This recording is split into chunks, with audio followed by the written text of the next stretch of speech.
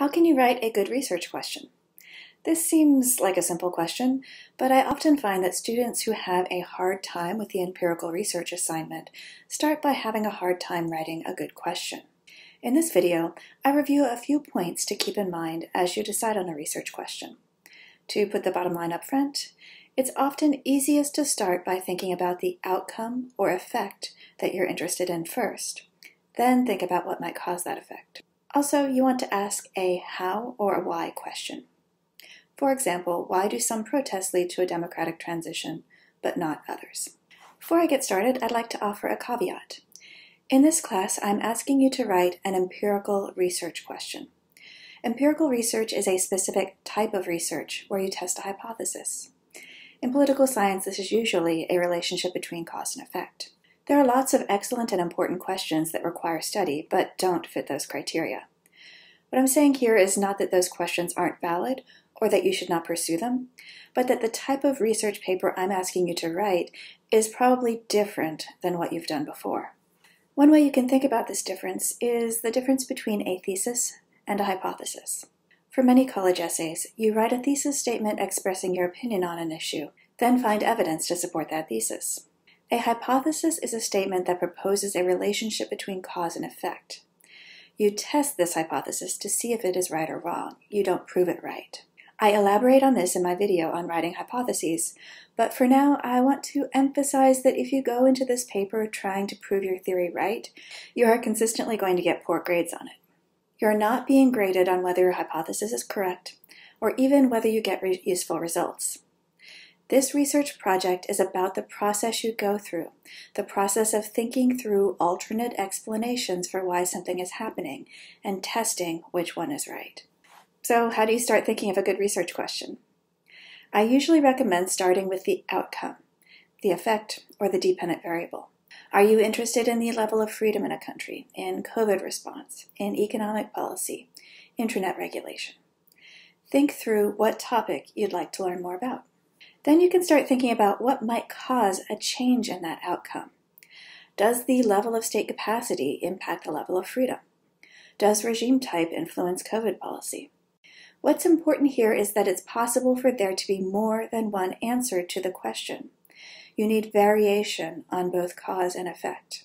For example, regimes could be democracies, dictatorships, or something in between. COVID policies could involve lots of surveillance or little. You're going to work on defining your terms more carefully later. For now, just make sure there isn't an obvious answer to your question. Another way to think about this is asking a why or a how question. There are generally three types of questions we ask in empirical research. What questions establish the facts about a new issue? For example, what do American citizens think about the state of democracy in the US?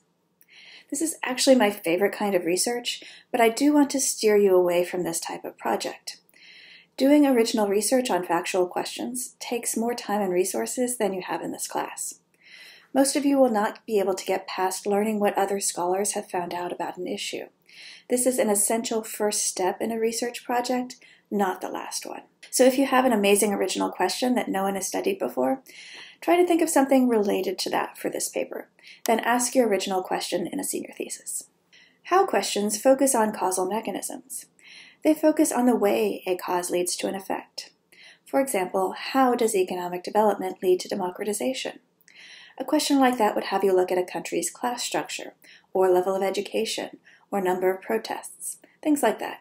If you are interested in studying a well-established relationship, like the correlation between development and democracy, looking at these mechanisms or pathways might be a good option for you.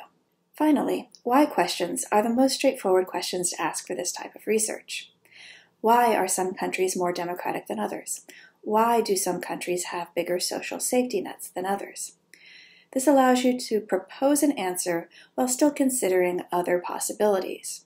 For example, you could set up a research design to test the relationship between economic growth and democratization that would rule out potential cultural and institutional variables.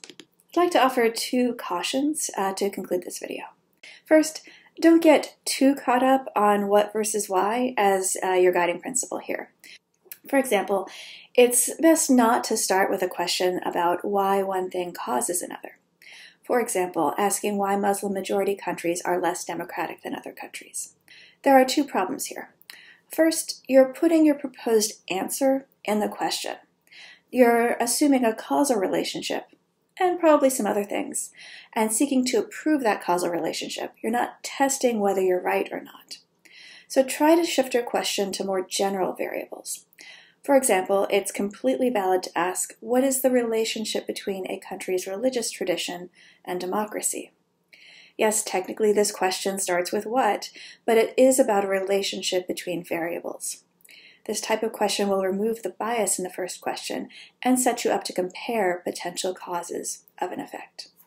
My second caution is, unfortunately, don't be too original. In general, I prize originality, but for this particular paper, for a student trying out empirical research for the first time, I honestly recommend you study something that has been studied before.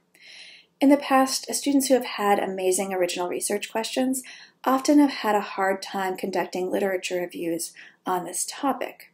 I will explain what that means in more detail later, but for now I do recommend you do a quick library or Google Scholar search to see if there's other research on your topic. Ideally, you'll find a few relevant articles that will help you complete future assignments. If you can't find anything at all, you might want to consider modifying your question. To conclude, I just want to emphasize that coming up with a good question is really the foundation of a strong paper. If you're having a hard time or are interested in doing something more original, please come see me during office hours. I would love to discuss.